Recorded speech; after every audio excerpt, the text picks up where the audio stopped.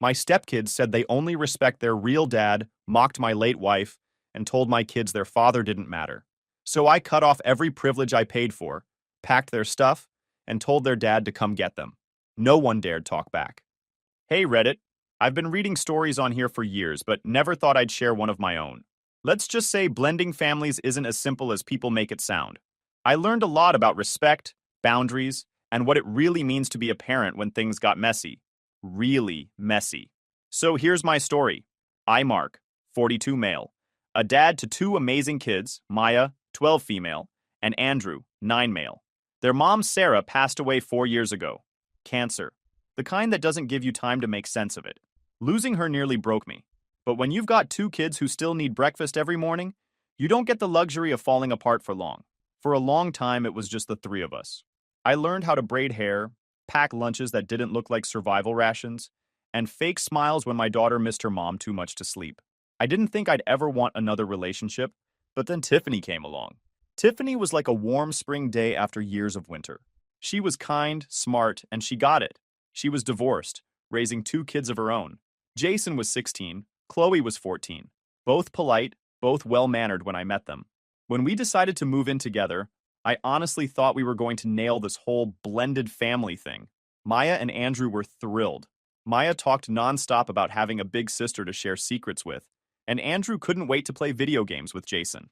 The morning we moved in, my son was bouncing around the living room yelling, "We finally have a full house!" He didn't mean it like the TV show. He meant it like his heart finally felt full again. The first week was picture perfect. Jason and Chloe were quiet but polite. They helped carry boxes, said thank you, and didn't complain once. I thought, this is it. This is what a second chance looks like. The first Friday night we had everyone together for dinner, I decided to cook. Nothing fancy, steak, potatoes, and corn on the cob. It smelled amazing, and even Tiffany said the kitchen felt like home. We all sat down, plates steaming, and for a few minutes, it was exactly how I'd imagined it. Laughter, small talk, Andrew telling an over-the-top story about a frog he found at school. Then Jason, between bites, leaned back in his chair and said, "My dad makes better steak. He seasons it right." The table went quiet. Tiffany shot him a glare, but he just kept chewing like nothing happened. I didn't raise my voice. I put my fork down and looked straight at him. "Good for your dad," I said calmly. "Maybe one day he can come teach me, but until then, this is what's on the table. You're welcome to eat it, or not." The kid blinked, like he wasn't expecting pushback. Chloe's fork froze midair. Andrew looked between us nervously. I smiled, not angry, just steady. "Eat up, son," I added. "It's gonna get cold." Tiffany tried to lighten the mood after that, talking about weekend plans. But I could tell Jason didn't like that I hadn't backed down. I didn't need him to like me, though. I needed him to respect me. After dinner, Maya and Chloe went upstairs to compare playlists, and Andrew started unpacking a small box he'd brought from his old room. It was labeled Mom. Inside were photos, a couple of letters, and a snow globe she'd given him before she got too sick to leave bed. He took out a framed photo of her and asked, "Dad, can I hang this up?" "Of course," I said. "She'd like that." He picked a spot on the hallway wall, right by the stairs, where everyone could see it. The photo was simple. Sarah sitting on the grass, laughing. Her hair was short from chemo, but her smile still outshined the sun. While Andrew was straightening the frame, Jason walked by with his phone in his hand and muttered, "Why keep old pictures up? Kinda weird." I stopped what I was doing and turned toward him.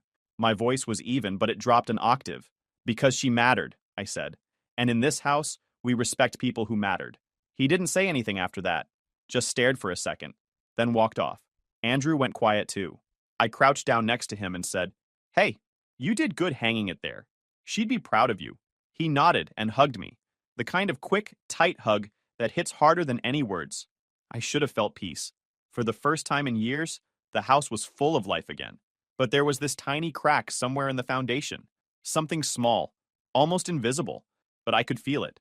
Still, I told myself it was just new family tension. We'd get past it. We had to. I didn't know then that some lessons come the hard way. I didn't know that respect, once you let it slide, never really comes back the same. 6 months after we all moved in together, the tone of the house changed. It wasn't one big fight or dramatic moment. It was small things piling up, like dust you don't notice until it's everywhere. Jason and Chloe, once polite and quiet, started acting like every rule was up for negotiation. If I told Jason to take the trash out, He'd look right at me and say, "I'll wait for Mom." If I asked Chloe to put her laundry in the basket, she'd nod and then not do it. But if Tiffany asked, suddenly everything got done. At first, I thought maybe I was imagining it. Blended families take time, right? But one afternoon, I came home from work and overheard something that stopped me cold. The kids were in the living room. Jason and Chloe were sitting on the couch, phones in hand, and Maya and Andrew were on the floor, building with Legos. Jason leaned forward and said, "You guys know you don't have to listen to him, right?" Chloe giggled. "Yeah, he's so strict. Our dad lets us stay up late and eat whatever we want." Andrew looked unsure. "But Dad said we have to—" Jason cut him off. "Your dad just likes bossing people around. You don't have to do everything he says." I stood there for a second behind the wall and felt my blood go cold. Then I stepped into the room. "Jason," I said evenly. "Say that again." He froze. Chloe's face went pale. Maya and Andrew turned around fast. "You heard me," I continued. "Go on. You were giving my kids parenting advice? Let's hear it." He opened his mouth, but nothing came out. "Let me make something real clear," I said, my voice steady but hard. "You two don't ever tell my kids they don't have to listen to me. You're not their parents, and you're not mine. This house has one set of rules, and everyone follows them. Understand?" Chloe nodded fast. Jason mumbled something like, "Yeah, fine." "Good," I said. "Then knock it off. Now." I didn't yell. I didn't need to. The way Jason's jaw tightened told me he hated that I called him out. That night, I told Tiffany what happened. She sighed and rubbed her temples like I'd told her the Wi-Fi was down. "They're just adjusting, Mark," she said. "It's a lot of change. You can't expect them to respect you overnight." "6 months is overnight?" I asked. "They'll come around," she said softly. "Just give it time." I wanted to believe her, but something in my gut said she was wrong. The following weeks were full of little power plays. Jason would wait until Tiffany got home before doing anything I asked. Chloe would conveniently forget what I told her. Maya started testing me too, saying things like, "But Jason said it's fine if I skip chores." I'd just look at her and say, "Jason doesn't make the rules here, sweetheart." "I do." Then came the family trip. Tiffany had planned a weekend at the lake, a chance for all of us to bond. I loaded the car, packed snacks, made sure everyone had their swimsuits. Jason climbed into the passenger seat, earbuds already in, hood up. The first day went okay. The younger kids swam, Tiffany sunbathed, and Jason mostly sulked. But that evening, when we were grilling by the cabin, Jason started in again. "Mom, can we go home?" "This is boring," he said loudly. "Dad would have taken us somewhere fun. He doesn't make us do lame family stuff." The way he said "dad" made it clear who he meant and who he didn't. I kept flipping the burgers, pretending not to hear at first. But when Maya started looking at me like I'd done something wrong, I turned around. "Jason," I said, "you're welcome to sit in the car if family time is too hard for you. But while you're out here, you're going to be respectful. You got that?" He gave a fake laugh. "Whatever, man. You can't tell me what to do. You're not my dad." Tiffany jumped in before I could respond. "Jason, enough!" He threw his hands up. "What? I'm just saying—" "I said enough!" she snapped. The rest of dinner was silent, except for the sound of bugs and the crackle of the fire. When we packed up to go home the next day, Jason didn't say a word to me the entire drive. When we pulled into the driveway, I told the kids to grab their bags. Maya and Andrew followed instructions right away.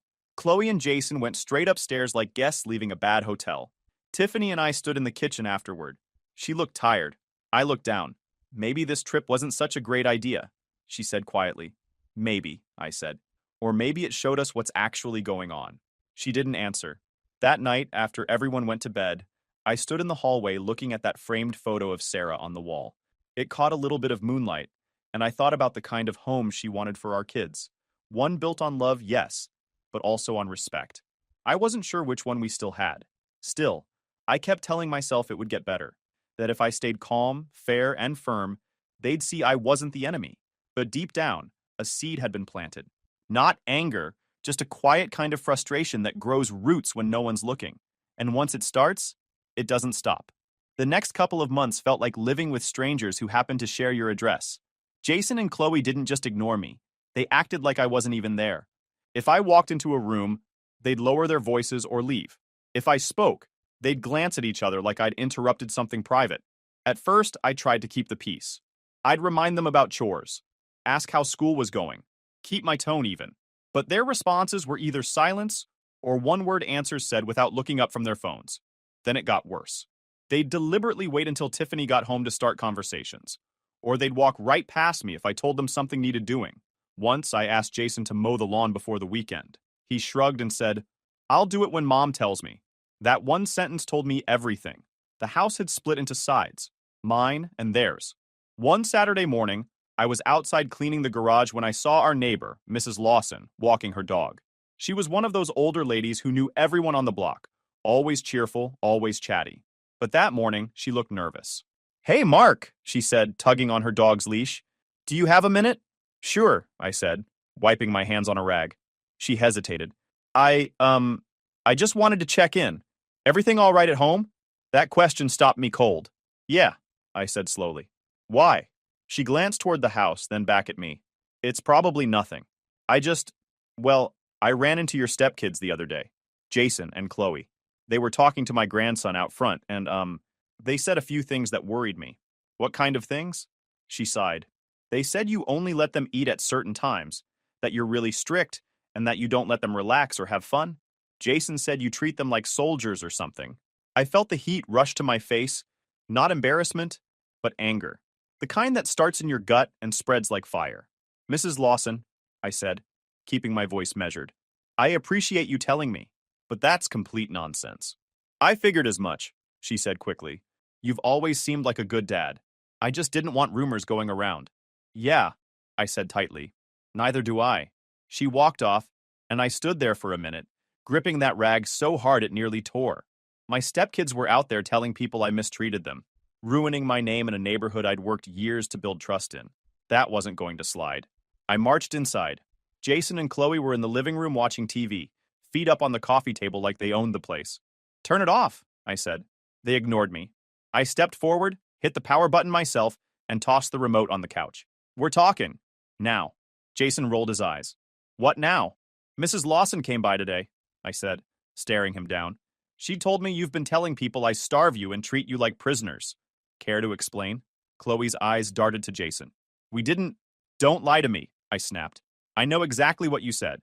I've done nothing but put food on the table, pay for your phones, your clothes, your sports crap, and this is how you repay me? By spreading garbage about me to the neighbors?" Jason leaned back, smirking. "Maybe if you weren't such a control freak, people wouldn't believe it." That smirk was a mistake. I stepped closer until we were eye to eye. "Listen carefully," I said quietly. "This is your last warning. If you pull one more stupid stunt like this, you'd better be ready for the consequences. And trust me, you won't like them." He stared at me, but didn't speak. I could see his jaw working, like he wanted to say something but couldn't find the courage. Chloe whispered, "We were just joking." "Jokes end when they damage someone's reputation," I said. "And this one ends now." I turned and walked out before I said something I'd regret. That evening, Tiffany came into the garage where I was fixing a shelf. "I heard you yelled at the kids," she said. "I didn't yell," I said. "I confronted them. They told me you threatened them." I set the drill down and looked her in the eye. "Tiffany, they've been lying to people, telling the neighbors I mistreat them. That's not a misunderstanding. That's character assassination." She frowned. "They're teenagers, Mark. They exaggerate things. You can't take everything they say so seriously." "Exaggerate?" I said, my voice rising. "They told people I starved them. How much more exaggeration do you need before you call it what it is? Disrespect?" She crossed her arms, defensive. "They're still adjusting." "Stop saying that," I said sharply. "It's been almost a year. At some point, they stop adjusting and start choosing how to act. And right now, they're choosing to be disrespectful." Tiffany didn't respond. She just walked out, muttering something under her breath. That night, the silence in the house felt heavier than ever. Maya and Andrew stayed in their rooms. Jason and Chloe laughed quietly behind closed doors, probably feeling like they'd won something. I sat on the couch in the dark, staring at the blank TV screen, listening to the hum of the refrigerator. My own house didn't feel like mine anymore. And for the first time, I started wondering, maybe what this family needed wasn't more understanding. Maybe it needed consequences. That thought stayed with me for days. Quiet, sharp, and growing louder every time I walked past one of their closed doors. I'd catch myself gripping my coffee cup too tight, or stopping halfway through a sentence because I knew whatever I said, they'd twist it into something ugly. Then came the day it all fell apart. It was a Thursday afternoon. I got home early from work, expecting the usual chaos. Maya doing homework, Andrew building Lego towers, and Jason glued to his phone. Instead, I walked into silence. Not the peaceful kind, the kind that makes your stomach drop. I found Andrew in his room, sitting on the floor next to a pile of glass and water. His hands were shaking, and his eyes were red. "What happened, buddy?" I asked, crouching down. He pointed at the mess. "Jason, he broke it." His voice cracked. "He threw it." My stomach twisted. "He threw what?" Andrew picked up a small shard of glass from the carpet. I recognized it instantly. The snow globe. The one Sarah had given him before she passed. Inside it had been a tiny cabin and two little figures holding hands in the snow. Andrew had guarded that thing like treasure for years. "Where is he?" I asked. "Downstairs," Andrew whispered. He said it was stupid to cry over it. I stood up slowly, every muscle in my body tightening like a rope about to snap. Jason was on the couch in the living room, controller in hand, eyes glued to the TV, like nothing had happened. "Jason," I said, my voice low. He didn't even look up. "What?" "Turn it off." He sighed like I was ruining his evening and paused the game. "What now?" "You broke Andrew's snow globe." He shrugged. "Yeah, it fell." "It didn't fall," I said. "You threw it." "Maybe I did," he said, smirking. He was being a baby about it. "It's just a toy." I stepped closer. That snow globe was from his mother. You had no right to touch it. He leaned back on the couch, still smirking. "Grow up. You can buy another one. That's what you're good for, right?" For a second, everything went quiet in my head. I could hear the blood in my ears, the ticking of the wall clock, the faint sound of Chloe laughing upstairs. I took a deep breath. "Stand up," I said. "Why?" "Because I said so." He stood up, half laughing.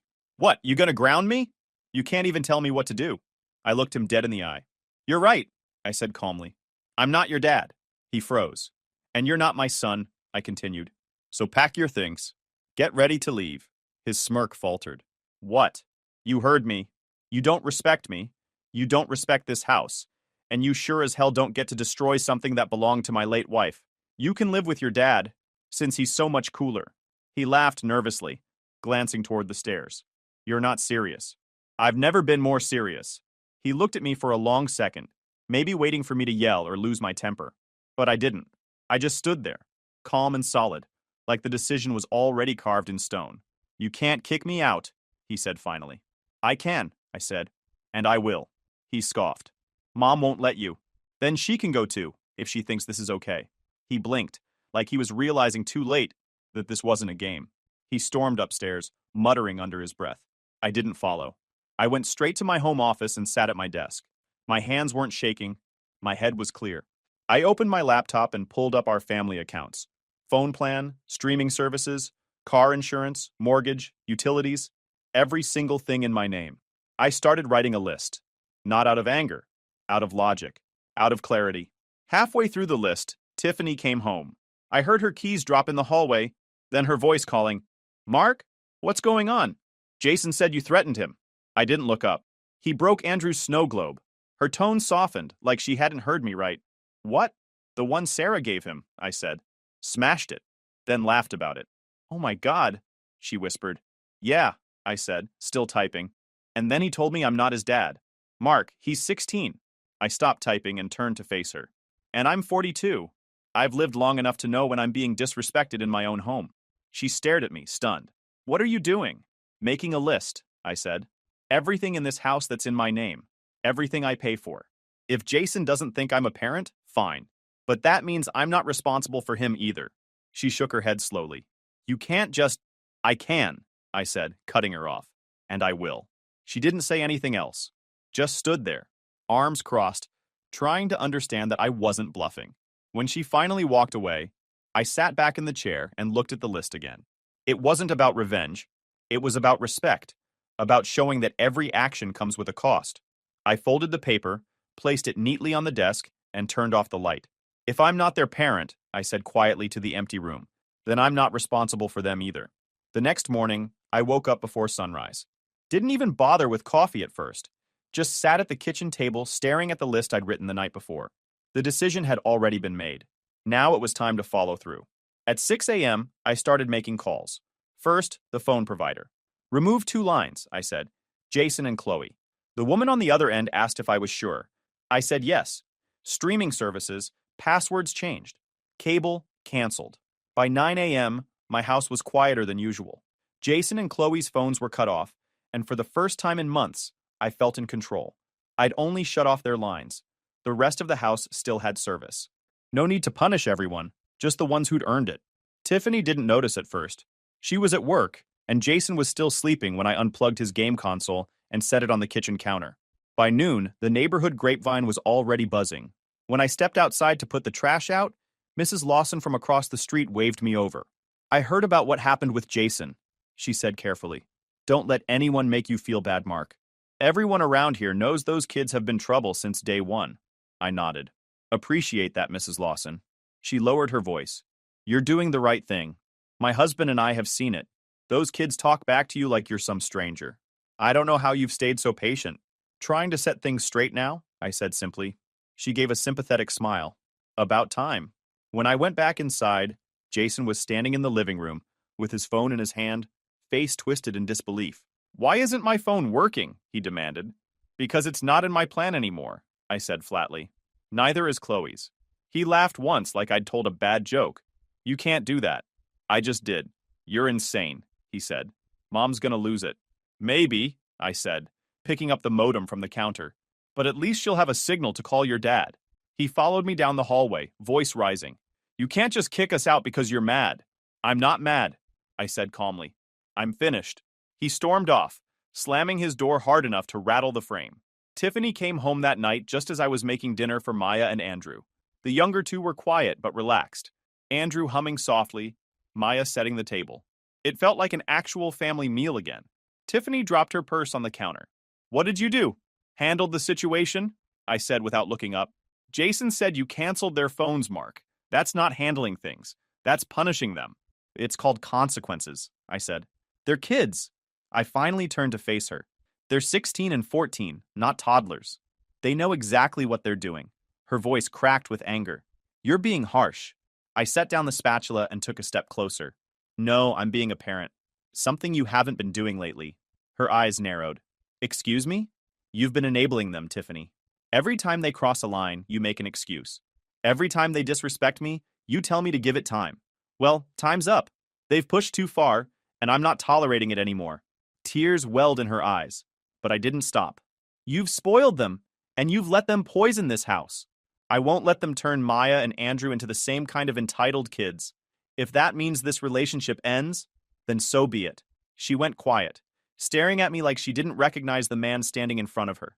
Then she whispered, "You're serious. Dead serious." And she turned away, muttering, "I can't even talk to you right now," and disappeared into the bedroom. I let her go. There was nothing left to say. The next morning, I packed Jason and Chloe's things. Clothes, shoes, their electronics, whatever they had in shared spaces. I folded everything neatly into boxes and set them by the front door. Then I called a locksmith. When the man arrived, I stood outside while he worked, watching the new locks go in one by one. It felt final, like closing a chapter I hadn't realized was poisoning the story. As he handed me the new keys, he said, "Rough week, huh?" "You could say that." He nodded, professional but kind. "Sometimes you gotta draw the line." "Yeah," I said quietly. "Sometimes you do." When Tiffany came home that afternoon, she couldn't get the door open. I opened it for her, standing in the frame. "What is this?" she asked, panic in her eyes. "I changed the locks," I said. "Jason and Chloe's things are packed. You can call David or take them yourself. Either way, they're not coming back inside until they learn some respect." Her mouth fell open. "Mark, you can't." "I can," I said, steady as stone. And I did. David showed up an hour later. He looked uncomfortable the second he stepped out of his car. "Tiffany called me, said it's bad. It's bad because your son broke something that belonged to my dead wife and laughed about it," I said. David sighed. "He told me, said he didn't mean it." "He meant it," I said, "and he's gonna live with it." He rubbed the back of his neck. "This seems extreme." I met his eyes. "If your son told you you weren't his parent, that he didn't have to listen to you, and that your kids didn't matter, what would you do?" David looked down. "Probably the same thing. Then we're good." Jason and Chloe came out, faces pale, carrying their boxes. They didn't say a word. Jason avoided my eyes. Chloe sniffled quietly. As they got into David's car, Jason hesitated. "Is this really it?" "This is what happens when you burn through every chance you were given," I said. He nodded once and got in. Tiffany didn't speak while they drove away. She just stood there on the porch, arms crossed, tears streaking her cheeks. I handed Tiffany a new key. Jason and Chloe would not get copies. When the taillights disappeared, I went back inside. The house was silent. No yelling, no slammed doors, no tension humming under every word. I sat down at the kitchen table, the same spot where I'd made my list, and let the quiet fill the room. It wasn't peace exactly, but it was something close. Heartbroken, yes, but resolved. The next morning, the house felt like it was holding its breath. No music blaring from Jason's room, no Chloe humming in front of the mirror, just silence, and the faint sound of Maya and Andrew whispering in the kitchen. I poured myself some coffee and sat down. They froze when I entered, like they'd been caught doing something wrong. "You two okay?" I asked. Maya looked at Andrew first, then said, "It's just quiet." "Good or bad quiet?" I asked. She hesitated. "Good." Andrew fidgeted with his spoon. "I kinda like it, Dad. Nobody's yelling or calling names anymore." That one hit harder than I expected. I realized how long my kids had been walking on eggshells in their own home. "You don't have to feel bad about that," I said. "It's okay to breathe again." They both nodded, and for the first time in months, breakfast didn't feel like a minefield. By afternoon, the quiet turned into reflection. Tiffany hadn't said more than a few words since last night. She stayed in the bedroom most of the morning, then finally came out, eyes red from crying. "We need to talk," she said. "Yeah," I said, setting down my mug. She sat across from me at the table, hands clasped. "I don't even know who you are right now, Mark. You've been cold, hard. I know Jason messed up, but throwing them out? They're still kids." And I took a slow breath. "They're old enough to know right from wrong. You know that." "They're hurt," she said. "And so are mine," I said evenly. "Do you even realize what they've been through these past months? Jason calling me names, Chloe lying to neighbors, both of them turning my own kids against me. They needed to learn there are limits." Tiffany rubbed her forehead. After the divorce, I was scared. I didn't want to lose them again, so I let things slide. "And by doing that," I said quietly, "you almost lost this family too." Her eyes welled again, but this time there was understanding behind it. "Maybe you're right," she whispered. We didn't say much after that. She went upstairs. I stayed at the table, staring out the window, watching the light shift across the yard. That evening, my phone buzzed. A number I didn't recognize until I opened the message. "Hey, this is Jason. I'm sorry. I shouldn't have said what I said. About the snow globe. About you." I read it twice, then 3 times. The kid who told me I wasn't his dad was now the one reaching out first. I didn't reply. Not yet. I wanted it to mean something when I did. 2 days later, David stopped by. He pulled into the driveway. When he stepped out, he looked different. Tired, but calm. "Got a minute?" he asked. "Sure," I said, meeting him halfway down the driveway. He leaned against his car. I didn't come to argue. I just wanted to say, they're starting to get it. Jason's been quiet. Real quiet. He even helped me clean the garage yesterday without being asked. "That's a first," I said dryly. David chuckled. "Yeah. He told me he screwed up bad. Said you were right about respect." Chloe cried for a while. She misses her mom and Maya. I crossed my arms. I didn't want it to come to this, but they needed a line drawn. He nodded. "You did what I couldn't. I kept trying to be their buddy after the divorce. I think they needed someone to be their wall, not their friend. That stuck with me." "You're a good dad, David," I said. "They'll come around." He extended his hand. "So are you, Mark." We shook. No hostility between us anymore. Just mutual understanding. 2 men trying to hold broken families together the only way we knew how. That night, I couldn't sleep. I sat at the kitchen table again, the same spot where all this started. On the counter, Andrew's broken snow globe base was still there. The glass long gone, but the little cabin inside still intact. I picked it up and turned it over in my hands. The next morning, Tiffany came down early. She saw the snow globe on the table and stopped. "You fixed it," I nodded. "It's not what it was, but it's standing." She looked at me, eyes full of exhaustion and guilt. "Mark," she said quietly, "I'm sorry for letting it get this bad. I was scared to lose my kids again after the divorce. I thought being soft would keep them close, but all it did was make them lose respect, for me and for you." I put a hand on hers. "Then let's start over. Together this time." For the first time in months, she smiled. A real one. Real. We didn't know what came next, but at least now we were finally on the same side. A week later, Tiffany sat across from me at the kitchen table, a notebook open between us. For once, we weren't arguing. We were planning. "They want to come home," she said quietly. David called again. He said Jason's been asking every day. I nodded. "If they come back, It's not going to be the same as before. This time, there are rules, and everyone follows them. No exceptions. She agreed. I know. What kind of rules are we talking about? I leaned forward. Rule number 1. Respect every adult in this house. That means no attitude, no talking back, and no ignoring what I say just because it doesn't come from you. Tiffany nodded slowly, writing it down. And the second? Jason gets a part-time job, I said. He's 16. He needs to learn what responsibility actually feels like. He wants a phone. Fine, he can pay for it. He wants independence. He can earn it. She hesitated for a second, but then nodded. That's fair. We finalized everything before calling David. When I explained the rules, he didn't argue. It's about time, he said. They'll agree. That Saturday, his car pulled into the driveway. I stood by the front door, hands in my pockets, trying to read Jason and Chloe's faces through the window. Both looked nervous. Jason's head was down. Chloe clutched her backpack like it was a shield. When they stepped inside, the air was thick with awkwardness. Andrew and Maya peeked from the hallway, curious but cautious. Tiffany spoke first. Before anything else, we need to talk about how things are going to be from now on. Jason nodded. Okay. I motioned for them to sit. Here's the deal, I said evenly. You don't have to call me Dad. You don't have to pretend we're best friends. But you will respect me. You'll respect this house, your mom, and each other. No more lies, no more disrespect. Understood? They both nodded. And Jason, I continued, you're getting a part-time job. I don't care if it's bagging groceries or sweeping floors, but you're going to learn what it means to earn something. He looked up at me, surprised but not angry. Okay, he said quietly. I can do that. Good, I said.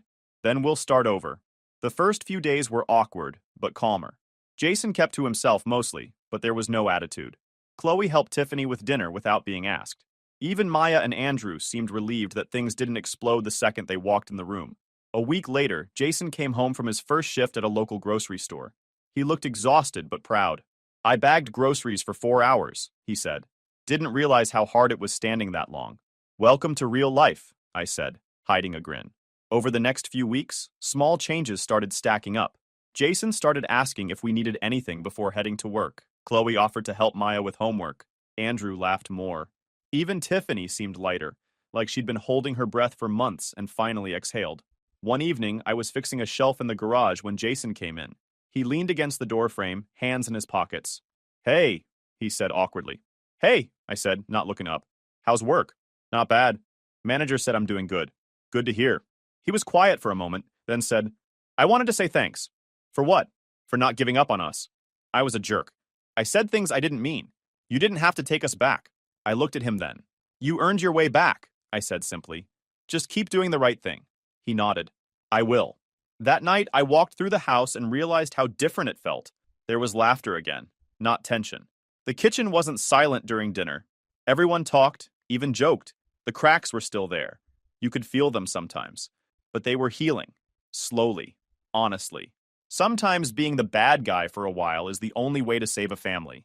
I didn't just win back respect. I earned a family. And this time, it feels real.